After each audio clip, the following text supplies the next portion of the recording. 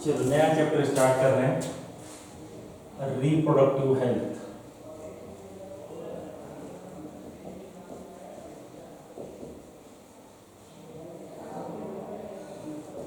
ठीक है, कुछ इनिशियल्स में इंट्रोडक्शन है चैप्टर्स में, तो काफ़ी सारा इंट्रोडक्शन है, उसको कवर करते हुए चलते हैं। फिर उसके बाद मेन पार्ट है इस चैप्टर का। तो सबसे पहले देखते हैं कि WHO क्या कह रहा है। WHO world health organisation, world health organisation ये पूरे वर्ल्ड में देखता है बेटा, हेल्थ को रिलेटेड कोई भी मैटर है WHO देखता है ना। तो WHO के according what is health, health क्या है? तो ये आपको बता रहा है कि health is complete well being, complete well being of, physically होना चाहिए, आप वेल बीइंग होना चाहिए फिजिकली, है ना। फिजिकली आप स्ट्रांग हो, हाथ पैर बढ़िया चल रहा हो, है ना। उसके अलावा क्या होना चाहिए? मेंटली अच्छा होना चाहिए। तभी आप बोलोगे कि अगर मान लो फिजिकली बॉडी बढ़िया है लेकिन दिमाग गड़बड़ है, तो उसको क्या बोलोगे आप? गुड हेल्थ बोल सकते हैं क्या? नहीं बोलेंगे ना। तीसरा, सोशियली भी वेल होना चाहिए। सोशियली भी कैसा होना चाहिए? गुड होना चाहिए। समझो कि फिजिकली अच्छा है, मेंटली भी अच्छा है, लेकिन एक कमरे में बैठा रहता है, किसी से बातचीत नहीं, किसी से कोई लेना देना नहीं, उसको आप बोलोगे ठीक है क्या? नहीं बोलेंगे, ठीक है, राइट। और बिहेवियरियल, बिहेवियरियल भी कैसा होना चाहिए? अच्छा होना चाहिए। बिहेवियर भी गुड बिहेवियर होना चाहिए। टोटल इस 4 पॉइंट को मिला के अगर चारों सही है तो उसको बोलोगे आप एक प्रॉपर हेल्थ है ना, प्रॉपर हेल्थ है। इस किसके अनुसार बोल रहे हैं? वर्ल्ड हेल्थ ऑर्गेनाइजेशन WHO के अनुसार हम ये बोल रहे हैं, ठीक है। इसके बाद सेकंड टॉपिक हम देखते हैं, reproductive health and strategies. Reproductive health and strategies. Strategies मतलब प्लान, डिफरेंट प्लान अलग अलग कंट्री बनाते रहते हैं ना। उसमें सबसे पहला plan, India is the first country, India is the first country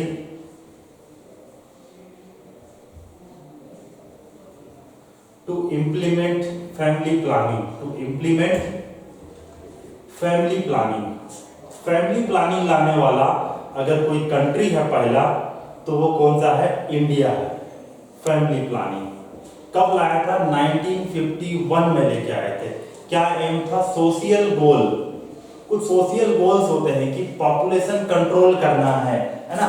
social goal, reproductive healthy society होना चाहिए, उसके लिए सोशल गोल है, उसके लिए प्लानिंग लेके आए जिसका नाम है फैमिली प्लानिंग 1951 में। और India is the first country. अब सोच के देखो, अगर ये पता नहीं होगा, ऑप्शन में आया कि पढ़े नहीं हो, डायरेक्ट क्वेश्चन देखिए कि कौन सा फर्स्ट कंट्री है फैमिली प्लानिंग, तो आपको लगे इंडिया का पॉपुलेशन तो इतना है, ऑप्शन में जापान भी है, आंसर क्या चला जाएगा? जापान। बट कौन फैमिली प्लानिंग सबसे पहले लेके आया?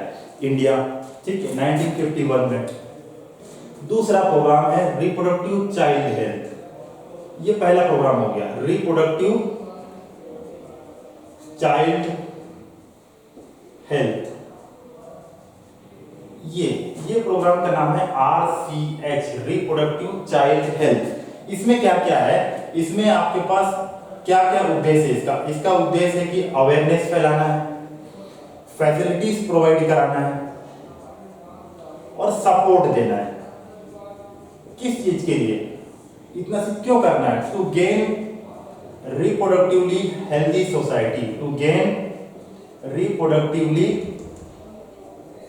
Healthy society. ये करने के लिए आपको क्या क्या चीज करना है? एक तो अवेयरनेस, जागरूकता फैलाना है, फैसिलिटीज देना पड़ेगा, और क्या करना पड़ेगा? सपोर्ट देना पड़ेगा, राइट, ठीक है। इसके आगे देखते हैं कि क्या क्या अवेयरनेस दे सकते हैं। तो पहला देखेंगे अपन सेक्स एजुकेशन। पहला क्या देख रहे हैं? Sex education.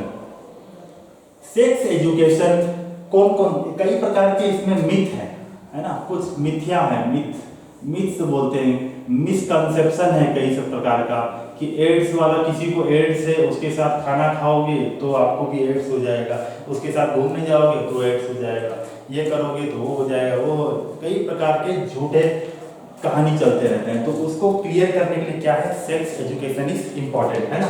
तो सेक्स एजुकेशन आपको कौन दे सकता है, आपको रिलेटिव्स दे सकते हैं, कोई भी रिलेटिव आपका दे सकता है ना। आपको डॉक्टर्स बता सकते हैं इसके बारे में, है ना। और कौन, फ्रेंड्स बता सकते हैं आपको, कोई फ्रेंड नॉलेजेबल है, वो जानता है, वो बता सकता है।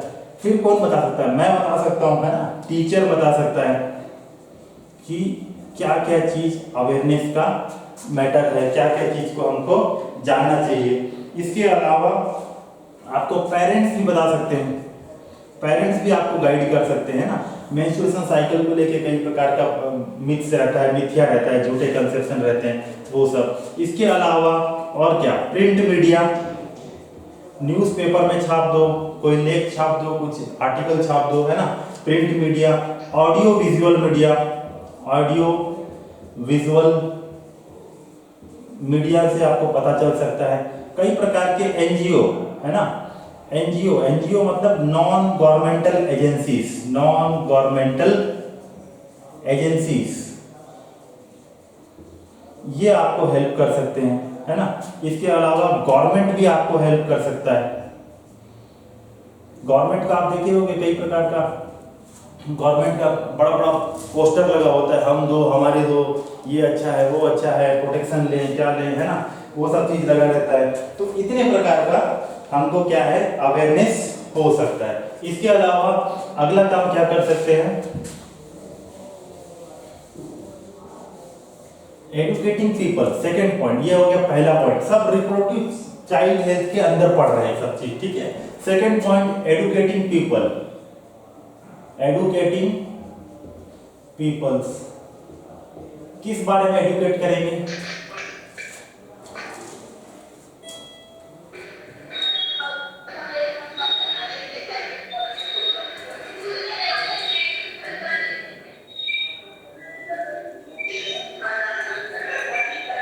डीएवी मुख्यमंत्री पब्लिक स्कूल कौन सा है, माइक ऑन छोड़ दिए हो आप लोग।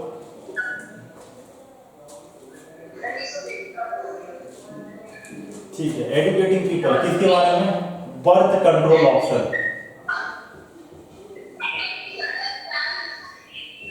Birth control options.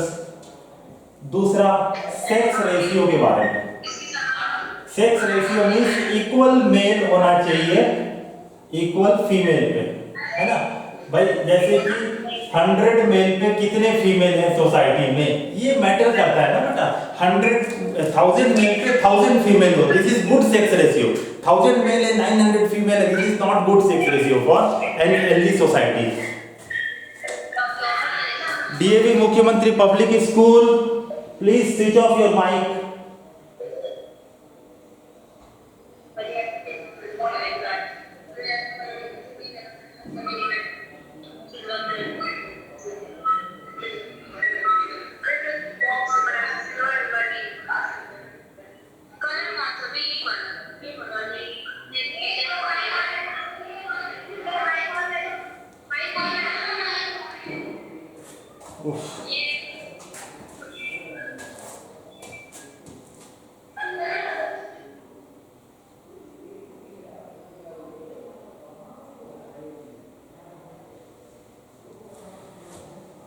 माइक का ध्यान रखो बेटा, माइक ऑन करके क्लास चल रहा है, वहाँ कलर पेन ये वो क्या डिस्कशन कर रहे हो, पता नहीं क्लास चल रहा है कि क्या चल रहा है वहाँ पे, हैं। दूसरा, मैं डिस्टर्ब हो रहा हूँ यहाँ, फुल छोटा सा रूम है बेटा, यहाँ पे साउंड थोड़ा सा भी आने से डिस्टर्बेंस हो जाता है, इसीलिए आपको बोलता हूँ माइक ऑफ रखो। हर क्लास में यही सिस्टम है ना, ठीक है। बर्थ कंट्रोल ऑप्शन, है ना, कॉन्ट्रासेप्टिव्स क्या यूज करना चाहिए, कौन सा समय में क्या कारण है, किसके लिए क्या यूज करना है, ये सब ऑप्शन आप क्या करोगे, बताओगे, एडुकेट करोगे पीपल्स को। सेक्स रेशियो के बारे में आप बताओगे कि equal male to female ratio होना चाहिए, है ना, ये जरूर बताओगे। इससे जागरूकता फैलेगी तो क्या होगा, लोग कोशिश करेंगे सोसाइटी को एक हेल्दी सोसाइटी बनाने का, इक्वल वो होने का। उसके बाद आप क्या बता, ब्रेस्ट फीडिंग के बारे में इंपॉर्टेंस बता सकते हो कि ब्रेस्ट फीडिंग क्यों इंपॉर्टेंट है ना। ब्रेस्ट फीडिंग, अभी आप देखें मदर्स फर्स्ट मिल्क को क्या बोल रहे थे, कोलेस्ट्रॉल में क्या था, IgA antibody. IgA antibody newborn baby को इम्यूनिटी प्रोवाइड करने में, प्रतिरक्षा तंत्र मजबूत करने में हेल्प करता है, इम्यूनिटी प्रोवाइड करता है, जिससे बच्चे को डिजीज ना हो, है ना। तो ब्रेस्ट फीडिंग का भी इंपॉर्टेंस है, ये देखोगे। इसके अलावा क्या करोगे आप, केयर करना पड़ेगा आपको। क्या करना है, केयर। तीसरा पॉइंट, केयर क्या करोगे, प्रेगनेंसी केयर करोगे। प्रेगनेंसी में कई प्रकार के चीजें होती हैं जिसको ध्यान रखना पड़ता है। जैसे थायराइड का लेवल अगर प्रेग्नेंट मदर में कम है तो बच्चा मेंटली रिटार्डेड हो सकता है, उसका दिमाग डेवलप शायद ना हो ठीक से। आयरन की कमी है तो स्पाइनल कॉर्ड ठीक से डेवलप नहीं होता है। तो कई प्रकार की प्रेगनेंसी में विटामिन्स, हार्मोन्स का लेवल होना प्रॉपर जरूरी है। तो प्रेगनेंसी में केयर करना पड़ेगा आपको। प्रेगनेंसी में क्या क्या केयर करना है, आप पीपल को क्या कर सकते हो, एजुकेट कर सकते हो। उसके बाद prenatal care, prenatal care, बच्चा हो, नेटल मतलब क्या, बच्चा, नेटल मतलब बर्थ को बोलते हैं, नेटलिटी बोलते हैं। तो प्री नेटल मतलब बेबी के बर्थ के बाद का केयर। बेबी को भी कई प्रकार का वैक्सीन लगता है ना, तो वैक्सीन का इंफॉर्मेशन कौन देगा, ये सब इंफॉर्मेशन किसको करना है, रिप्रोडक्टिव हेल्थी सोसाइटी, ये इसका एम है इसका पूरा, ठीक है। उसके बाद पोस्ट नेटल केयर, बच्चा बड़ा हो रहा है तब और कौन सा वैक्सीन लगना है, और क्या विटामिन देना है, और क्या उसके ग्रोथ के लिए इंपॉर्टेंट है, ताकि कुछ कमी ना रह जाए और आगे जाके उसको नुकसान ना हो। तो ये सभी चीजें किसमें आ जाएगी बेटा, केयर में आ जाएगी, है ना। इतना कंप्लीट करने के बाद आगे बढ़े तो अगर इतना सब चीज करना है, राइट, तो अगर ये सब नहीं हुआ, नो अवेयरनेस, नो अवेयरनेस, तो क्या होगा, सेक्सुअल क्राइम बढ़ जाएगा, सेक्सुअल क्राइम बढ़ जाएगा, सेक्सुअल एब्यूज बढ़ जाता है सोसाइटी में, है ना, ये सब बढ़ जाता है। इसके अलावा क्या है, अनकंट्रोल्ड पॉपुलेशन ग्रोथ होगा, अनकंट्रोल्ड पॉपुलेशन ग्रोथ,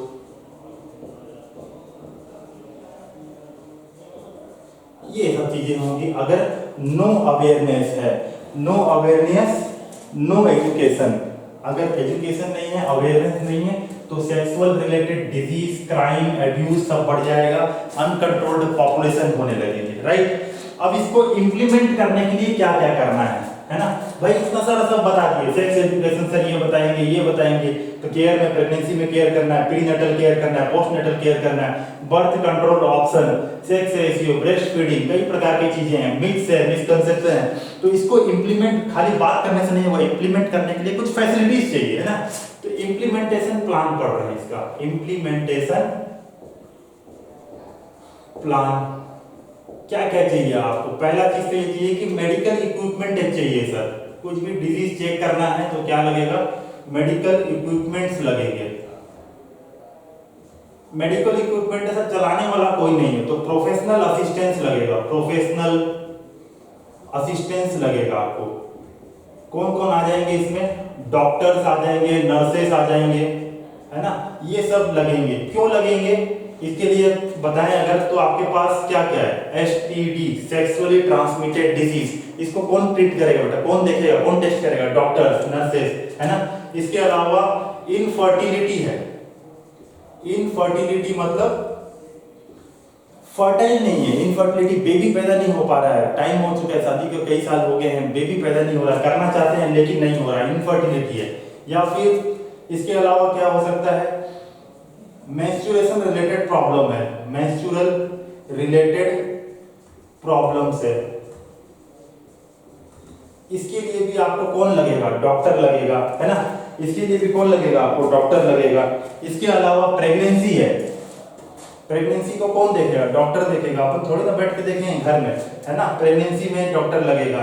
इसके अलावा, प्रेगनेंसी के अलावा कॉन्ट्रासेप्टिव्स, कौन सा कॉन्ट्रासेप्टिव यूज करना है, कौन बताएगा, डॉक्टर, नर्सेस, एक प्रोफेशनल आदमी ही बता पाएगा कि कौन सा समय में क्या यूज करना है, राइट, क्या पर्पस है आपका यूज करने का कॉन्ट्रासेप्टिव, उसके हिसाब से अलग अलग टाइप का कॉन्ट्रासेप्टिव है, अगले टॉपिक में हम पढ़ेंगे उसको, है ना। तो कॉन्ट्रासेप्टिव्स कौन सा लगेगा ये आपको कौन बताएगा, डॉक्टर बताएगा। ठीक है, तो प्रोफेशनल असिस्टेंस लगेगा, मेडिकल इक्विपमेंट्स लगेगा जैसे माइक्रोस्कोप है ना, डिफरेंट इक्विपमेंट्स जो आपको टेस्ट करने के लिए यूज करना पड़ेगा, वो सब चीज के लिए लगेगा। इसके अलावा आपको तीसरा चीज लगेगा मटेरियल सपोर्ट। इक्विपमेंट आ गया है, उसको टेस्ट करने के लिए कुछ चाहिए आपको, तो मटेरियल लगेगा, मटेरियल सपोर्ट। चौथा इंफ्रास्ट्रक्चर होना चाहिए, आपके पास बिल्डिंग होना चाहिए, हॉस्पिटल होना चाहिए, वहीं तो बैठेंगे, मशीन रख के डॉक्टर रह के बैठेंगे, तो इंफ्रास्ट्रक्चर होना चाहिए। तो इतना चीजें आपको इम्प्लीमेंट करने के लिए लगेंगे। ठीक है, इम्प्लीमेंटेशन प्लान यहाँ पे हो गया कंप्लीट। इसके बाद एक दो टॉपिक और हैं जिसको देख के आगे बढ़ते हैं, तो आप इसको देखो 2 minute, I am giving you 2 minutes, इसके बाद आगे बढ़ रहे हैं।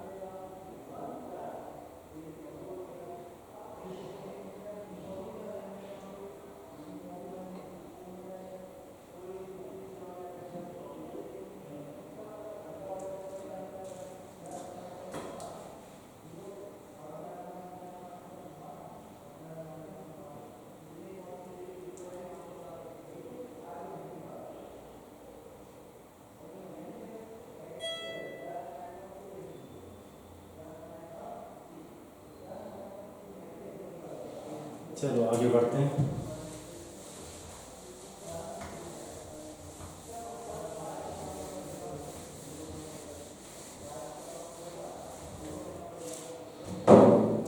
अगला टॉपिक देखेंगे इसी चैप्टर में, population stabilisation, population stabilisation and birth control, birth control. इसमें कुछ आपको यहाँ पे डाटा दिया हुआ बेटा कि वर्ल्ड में पॉपुलेशन कैसे बढ़ रहा है। एनसीईआरटी आप रीड करो, उस डाटा को मैं यहाँ नहीं लिख रहा हूँ। वर्ल्ड में कैसे पॉपुलेशन बढ़ रहा है, 1900 में कितना था, 1950 में कितना था, 2000 में कितना था, ऐसा कुछ आंकड़ा दिया हुआ है, और इंडिया में भी दिया हुआ है वो आंकड़ा। और यहाँ से एक कंक्लूजन निकालते हैं कि हर छठवां आदमी पूरे वर्ल्ड में कौन है, बोलने से इंडियंस। कौन है बेटा? इंडियंस है, हर छठवां आदमी। मतलब 7 आदमी आप लेके आए तो उसमें एक आदमी कौन होगा? इंडियन होगा, है ना। पूरे वर्ल्ड से 7 आदमी से प्रोबेबिलिटी लेके निकालो, हर छठवां आदमी कौन है? इंडियंस है। ठीक है, तो ये हुआ। तो पॉपुलेशन क्या हुआ? बहुत रैपिडली इंक्रीज हुआ है। पॉपुलेशन रैपिडली इंक्रीज हुआ। रैपिडली मतलब फटाफट क्या हुआ है? इंक्रीज हुआ है पोस्ट इंडिपेंडेंस। इंडिया में भी बात कर रहे हैं, इवन वर्ल्ड में भी बात कर रहे हैं। ठीक है, तो उसका कारण क्या है? Reason for population increase, reason for population expansion, for population expansion. क्या क्या कारण है? तो पहला ये लिख रहे हैं, पहला rapid decline in, rapid decline, decline मतलब कमी आया, बहुत तेजी से कमी आया। किसमें किसमें कमी आया? पहला डेथ रेट में कमी आ गया, मृत्यु दर में क्या आ गया? कमी आ गया, डेथ रेट में कमी आ गई। तो जैसे जैसे 19 जब भी हम आजाद हुए या फिर 1900 के बाद जब भी मेडिकल इवोल्यूशन जैसे जैसे होते गया, हर प्रकार का ट्रीटमेंट अवेलेबल होते गया, तो जो एवरेज लाइफ है बेटा किसी भी आदमी के जीने का, वो क्या हो गया? बढ़ गया। पहले 60 था, अभी 72 तक पहुंच चुके हैं ना। तो एवरेज लाइफ बढ़ गया, लाइफ बढ़ गया तो पॉपुलेशन भी क्या हो जाएगा? बढ़ जाएगा। तो डेथ रेट में कमी आ गया। दूसरा पॉइंट ये है कि MMR, सेकंड पॉइंट क्या है? MMR, M मतलब मैटरनल, मैटरनल मतलब क्या? माता का, है ना। मैटरनल मोर्टेलिटी रेट, मोर्टेलिटी मतलब मृत्यु, है ना, रेट। मैटरनल मोर्टेलिटी रेट में भी क्या आया है? रैपिड डिक्लाइन आया है। तो पहले क्या होता था बेटा कि मतलब जब बेबी जो अपन पढ़े अभी पार्चुरेशन, तो वो नॉर्मली घर में ही हो जाता था या फिर हॉस्पिटल फैसिलिटी उतना नहीं था। तो इस प्रकार से कई प्रकार से माँ की जान को भी खतरा रहता था और कई बार ऐसा होता था कि माँ का डेथ हो जाता था ना, मदर्स का डेथ हो जाता था ड्यूरिंग ये पूरे प्रोसेस पार्चुरेशन के समय में। और भी कई प्रकार का मतलब इलाज अवेलेबल नहीं था, मेंस्ट्रुएशन साइकिल पैड्स ये सब अवेलेबल नहीं थे, कई प्रकार के डिजीज होते रहता था, उससे दिक्कत आता था। तो उससे जैसे जैसे मेडिकल फील्ड में इवोल्यूशन हुआ, मेडिकल फील्ड में रिसर्च हुआ, डिफरेंट रिसर्च ट्रीटमेंट्स अवेलेबल हुआ, तो MMR मैटरनल मोर्टेलिटी रेट में क्या आ गया? कमी आ गया। वैसे ही सेम चीज क्या हो गया? IFR, इन्फेंट, इन्फेंट मतलब छोटा बच्चा जो पैदा होने वाला है, foetus, infant mortality rate IMR हो जाएगा, है ना, मोर्टेलिटी रेट। इसमें भी क्या आ गया? कमी आ गया। ठीक है, तीन चीज में कमी आया, rapid decline in death rate, MMR and IMR। इतने कारणों से क्या हो गया कि पॉपुलेशन एक्सपेंशन फटाफट हो गया। और एक दूसरा मेन पॉइंट है कि इंक्रीज इन, किसमें इंक्रीज हो रहा है? Increase in reproductive age group, reproductive age group. इसका मतलब क्या है? इसका मतलब ये है कि मैं आपको रिप्रोडक्शन इन ऑर्गेनिज्म पढ़ाया था, तो मैं आपको बोला था कि ऑर्गेनिज्म 3 फेजेस से गुजरते हैं। पहला जुवेनाइल फेज था एनिमल के केस में, दूसरा रिप्रोडक्टिव फेज था, है ना, मतलब 12 से लेके जो 45-50 का उम्र है वो वाला, और तीसरा क्या था? Older senescent phase. तो ये जो बीच का फेज वाले, अगर मान लो कि 12 से किसी भी कंट्री में 12-14 से लेके 40-45 के उम्र के लोग ज्यादा हो गए, तो ऑफ कोर्स पॉपुलेशन क्या होगा बेटा? बढ़ेगा। जापान में क्या है? इसका उल्टा है। जापान में देखोगे आपकी 40-50 के ऊपर के लोग ज्यादा हैं, तो वहां पे तो रिप्रोडक्टिव एज को क्रॉस करने वाले ज्यादा हैं, तो वहां पे पॉपुलेशन बढ़ने का चांस है क्या? नहीं। इंडिया में रिप्रोडक्टिव एज ग्रुप में सबसे ज्यादा पॉपुलेशन है ना, डेमोग्राफिक डिवाइडेंड बोलते हैं इसको ना। तो रिप्रोडक्टिव एज ग्रुप किसी भी कंट्री में अगर ज्यादा है, तो वहां पे पॉपुलेशन एक्सपेंशन भी क्या होगा बेटा? फटाफट होगा, फास्ट होगा। तो इन्हीं रीजनों के कारण से क्या हो रहा है? पॉपुलेशन रैपिडली इंक्रीज हुआ है। और एक डाटा हम ये भी देखें कि in world every 6th person is Indian, है ना। ये देखिए, इसके बाद अगला टॉपिक देख रहे हैं population stabilisation and birth control. तो बर्थ कंट्रोल में हम क्या देखेंगे? Contraceptives.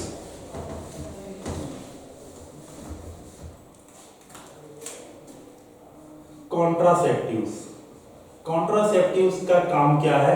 To prevent pregnancy, to prevent pregnancy, pregnancy होने से बचाने के लिए बर्थ पॉपुलेशन को क्या करना है? स्टेबल करना है। स्टेबल करना है तो आपको पॉपुलेशन को रोकना पड़ेगा, ग्रोथ को। उसके लिए क्या करना पड़ेगा? कॉन्ट्रासेप्टिव्स लगेगा आपको to prevent pregnancy. Ideal contraceptive का क्या क्या फीचर्स होना चाहिए? आइडियल, आइडियल मतलब एक अच्छे कॉन्ट्रासेप्टिव्स का क्या क्या फीचर्स होना चाहिए, उसके लक्षण गुण क्या क्या होना चाहिए? पहला पॉइंट तो ये है बेटा कि यूजर फ्रेंडली होना चाहिए।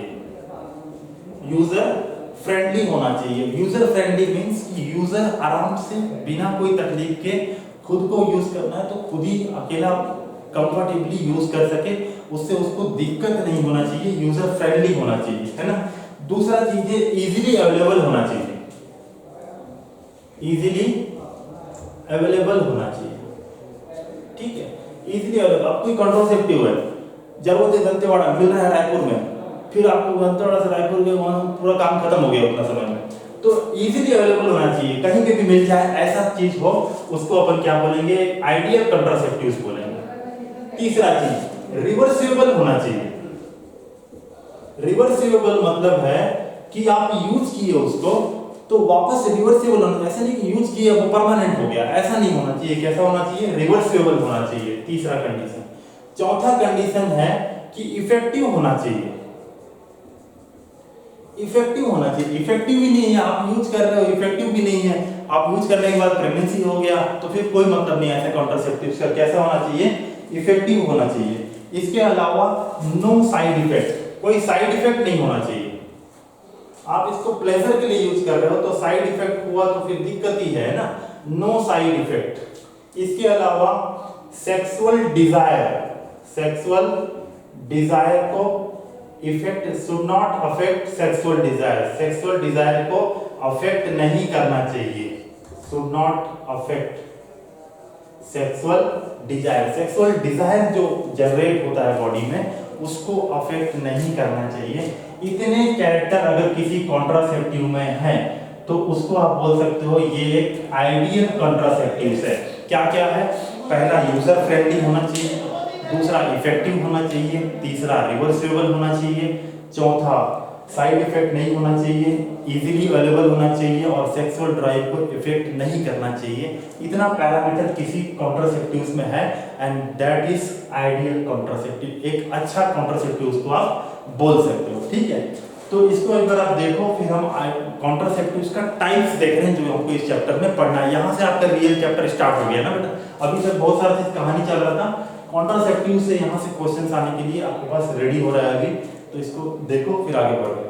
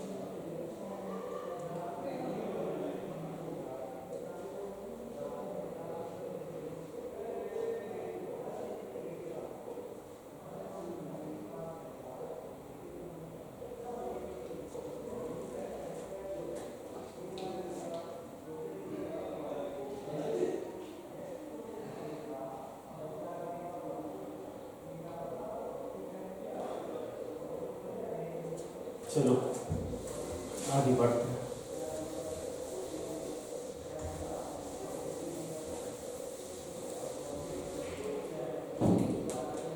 कॉन्ट्रासेप्टिव मेथड्स, कॉन्ट्रासेप्टिव्स मेथड पूरा लिस्ट बना लेते हैं जो जो हमको पढ़ना है, ठीक है।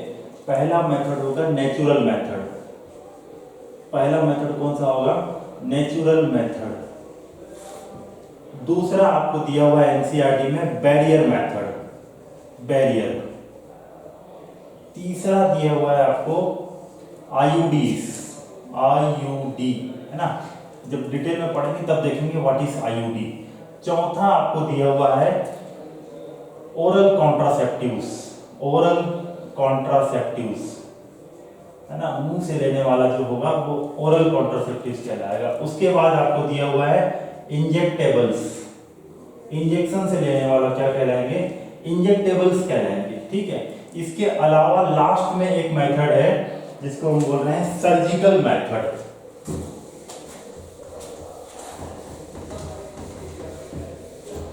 लास्ट कौन सा मेथड है, सर्जिकल मेथड, ठीक है। तो ये 3 हो गया, ये 4, ये 5 और ये 6, ठीक है। 6 मेथड हमको पढ़ना है ना, natural, barrier, IUDs, oral contraceptives, injectables and surgical method, ये 6 के 6 डिटेल में पढ़ना है। हम स्टार्ट कर रहे हैं नेचुरल मेथड से। पहला टाइप नेचुरल मेथड में, पहला टाइप नेचुरल मेथड देख रहे हैं ना। पहला टाइप होगा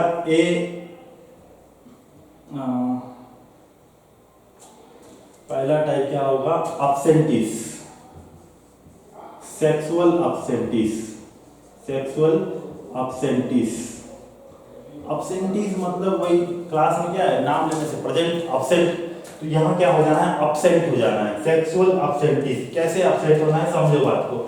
अगर आप पीरियड पढ़े थे, मेंस्ट्रुएशन साइकिल, तो आप पढ़े थे कि 5 डेज क्या होता है? ब्लीडिंग होता है। अगर ये डे 1 है तो ये डे 5 तक क्या हो रहा है? ब्लीडिंग चल रहा है। उसके बाद आप पढ़े थे कि डे 14 के आसपास, डे 14 के आसपास क्या हो रहा था? ओवुलेशन हो रहा था। क्या हो रहा था? ओवुलेशन। तो यहां पे समझना, अगर आप सेक्सुअल एक्टिविटी करते हैं, कॉइटस होता है, कॉपुलेशन होता है, तो स्पर्म लगभग 3 से 5 दिन वायबल रह सकता है। वायबल मतलब जिंदा रह सकता है फीमेल रिप्रोडक्टिव ऑर्गन के अंदर। इनसेमिनेशन होने के बाद sperm can be live for 3 to 5 days. तो अगर मान लिए कि 14th डे में ओवुलेशन हो रहा है, और हम फर्टिलाइजेशन के लिए कंडीशन क्या बोले थे कि both sperm and egg should reach ampulla at the same time, दोनों को सेम टाइम में वहां पे पहुंचना चाहिए। तो ओवुलेशन हुआ, इन्फेंटिबुलम से कहां पहुंच गया? एम्पुला पहुंच गया। और स्पर्म वहां पे मान लो कि आपने यहां पे समझे डे 14 में ओवुलेशन हो रहा है, और स्पर्म 3 से 5 दिन जिंदा रह सकता है। तो 14 से 13, 12, 11, 10वां दिन तक भी अगर आपने सेक्सुअल एक्टिविटी किया, 10वां दिन तक भी, तो यहाँ पे चांसेस है कि 14th डे जब एग निकला तब तक स्पर्म वायबल है अंदर में, और फर्टिलाइजेशन होने का चांस बनता है, राइट। तो ये हो गया।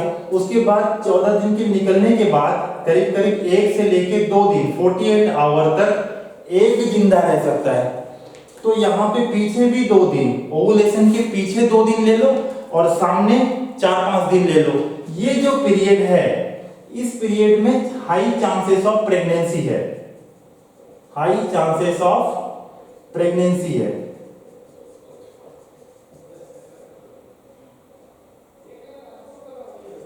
इस पीरियड को हम बोल रहे हैं फर्टाइल पीरियड। क्या पीरियड बोल रहे हैं? फर्टाइल पीरियड बोल रहे हैं, या फिर इसको बोल सकते हो अनसेफ पीरियड। अनसेफ पीरियड, अगर इसमें आपने सेफ्टी नहीं लिया तो चांसेस है कि प्रेगनेंसी हो सकता है। कैसे बताया आपको? 3 से 5 दिन स्पर्म वायबल है, तो ओवुलेशन एग जब निकलेगा उसके 5 दिन पहले की सेक्सुअल एक्टिविटी नहीं करना है, 3 से 5 दिन पहले तक, क्योंकि sperm can be inside viable inside the female reproductive organ, है ना। फिर 2 दिन 48 आवर तक मोटा मोटा मान के चल रहे हैं कि एग भी वायबल हो सकता है। उसके बाद एग डीजेनरेट हो जाएगा ऑटोमेटिक। 48 आवर के बाद 24 to 48 आवर में एग डीजेनरेट हो जाएगा। उसके बाद कोई खतरा नहीं है, इधर 3 से 5 दिन सामने खतरा है। तो इस पीरियड में, अनसेफ पीरियड में, फर्टाइल पीरियड में जो हाई चांसेस ऑफ प्रेगनेंसी है, यहाँ पे क्या होना पड़ेगा? सेक्सुअल अब्सेंटिस, अब्सेंट लगाना पड़ेगा, वहां पे प्रेजेंट नहीं होना है। ये एक तरीका का क्या हो गया? नेचुरल मेथड हो गया, राइट। इसके बाद दूसरा कॉइटस विथड्रॉल, कॉइटस विथड्रॉल। कॉइटस विथड्रॉल मतलब ड्यूरिंग कॉपुलेशन, कॉपुलेशन हो रहा है, कॉइटस हो रहा है, बिफोर इजाकुलेशन, इजाकुलेशन से जस्ट पहले आप क्या कर लेंगे? इसमें क्या कर लिया जाता है? रिमूव कर लेते हैं अपने मेल रिप्रोडक्टिव ऑर्गन, अपन क्या कर लेते हैं? रिमूव कर लेते हैं। रिमूव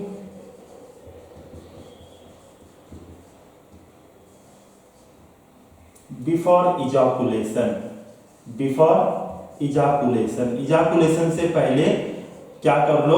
बाहर निकाल लिए। बाहर निकाल लिए तो क्या होगा? नो इंसेमिनेशन, इंसेमिनेशन नहीं होगा। इंसेमिनेशन मतलब release of sperm into the female reproductive organ, ये नहीं होगा। नो इंसेमिनेशन, नो इंसेमिनेशन मतलब नो प्रेगनेंसी। तो ये एक मेथड हो गया दूसरा।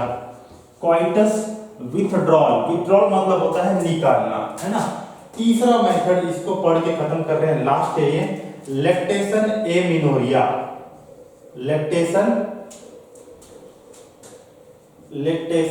एमिनोरिया, इसका मतलब ये होता है बेटा कि बेबी होने के बाद, प्रेग्नेंट मदर के बेबी होने के बाद लगभग एवरेज मान के चलते हैं 6 महीना, 8 महीना भी हो सकता है, 6 महीना के एवरेज लेके चलते हैं, 6 महीना तक किसी भी प्रकार का मेंस्ट्रुएशन साइकिल एक्टिविटी नहीं चलता है, राइट। मेंस्ट्रुएशन साइकिल अबंडेंट रहता है, बंद रहता है, नहीं चलता है। प्रेगनेंसी होने के, बच्चा होने के बाद की बात कर रहा हूं मैं, बच्चा हो गया उसके बाद 6 महीना एवरेज, बेबी होने के बाद नहीं चलता है मेंस्ट्रुएशन साइकिल। मेंस्ट्रुएशन साइकिल नहीं चल रहा है, इसका मतलब ये जो ओवुलेशन बीच में 14th डे साइकिल ही नहीं चल रहा है, तो फॉलिकल्स भी नहीं बन रहे, फॉलिकल्स नहीं बन रहे मतलब एग नहीं बन रहा है, एग नहीं बन रहा है मतलब एग रिलीज नहीं होगा, है ना। आफ्टर प्रेगनेंसी, आफ्टर प्रेगनेंसी और birth of child, birth of child के बाद till 6 month, till 6 months average लेके चल रहे हैं, ठीक है। No menstruation cycle, no menstrual cycle, तो नो एग, ओवुलेशन भी नहीं होगा, no egg, ovulation, no ovulation. इस पीरियड में आप सेक्सुअल एक्टिविटी करते हो तो नो प्रेगनेंसी, राइट, सिंपल। तो ये 3 मेथड है, एक तो आप देखिए सेक्सुअल एब्सेंटिस, दूसरा क्वाइटस विथड्रॉल और तीसरा लैक्टेशन एमिनोरिया। ये 3 मेथड हम देख लिए किसमें, नेचुरल मेथड के अंदर, ठीक है। चलो यहीं पे क्लास एंड कर रहे हैं, thank you, let's meet tomorrow, will continue this.